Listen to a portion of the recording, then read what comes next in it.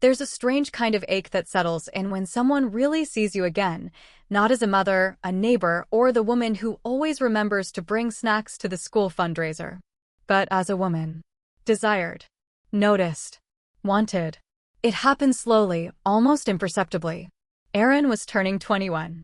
His closest friends were coming over to celebrate, boys I had known since they were lanky teenagers, awkward and shy, now grown into confident young men with deep voices and stubble along their jaws. I was in the kitchen, apron on, music low, making Aaron's favorite dinner like I always did for his birthday.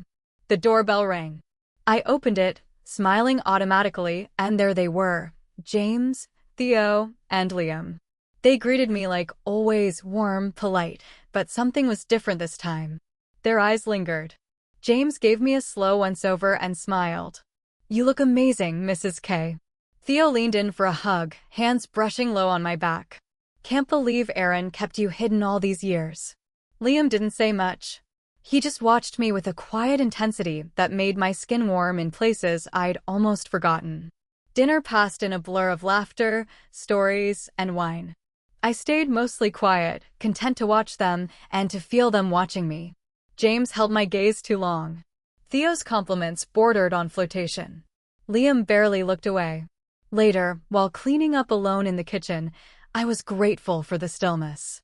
But James came back in, towel in hand. "You shouldn't be doing this by yourself," he said. "I don't mind," I replied, not meeting his eyes. He did. "You really don't know how stunning you are, do you?" I froze. He didn't smirk or laugh, just said it quietly, like a truth he needed me to hear. Later, curled up on the couch with a glass of wine, Theo joined me far too close. "You're not what I expected," he said, his voice low. "You've got this vibe. Warm. Sexy. Kind of dangerous." I laughed, brushing him off. "Go hang out with the others." "You sure you want me to?" he asked, eyes holding mine. I didn't answer. Eventually, I found myself back in the kitchen. Liam stood at the counter, sipping water. "I needed some quiet," I offered. He nodded. "Me too." We stood there in silence, and it was easy. Comfortable. "You do a lot," he said after a moment. "You make everything feel like home." That landed somewhere deep. The next morning, the house was quiet. Aaron had gone out for brunch.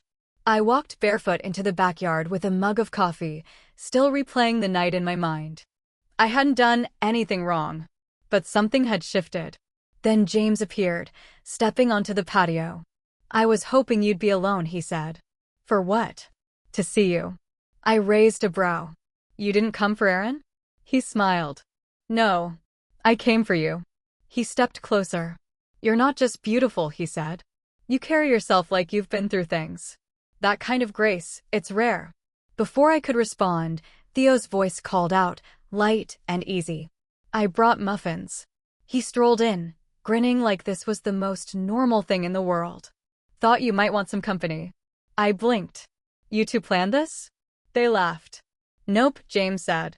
"Guess we had the same idea." Theo handed me the bag. His fingers brushed mine, lingered. "I'm not sure what this is," I said quietly. "You don't have to be sure," Theo replied. "You just have to feel it." Then Liam appeared, quiet as always. "Hey," he said, voice soft. "Mind if I sit?" We all settled under the pergola, pretending it was casual. It wasn't. There was something new in the air, a subtle shift. They weren't looking at me like Aaron's mom anymore. Not like someone they owed manners to. They were looking at me like a woman, someone they wanted. When Aaron returned, the spell broke.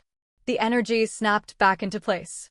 The laughter resumed, and I drifted quietly into the background, the role I'd known best. But as the boys said their goodbyes, something lingered. James held my gaze. "Take care of yourself," he said, meaning every word. Theo kissed my cheek. "Hope to see you again soon," he whispered. "Just us." Liam didn't say anything at all.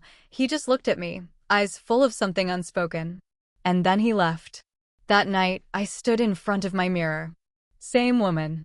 Same lines. Same eyes that had seen a boy become a man. But something in me had shifted. I hadn't asked for it. I hadn't encouraged it. But I felt it now, the ache. The ache of being seen. Of being wanted. Of feeling alive again. And I couldn't unfeel it.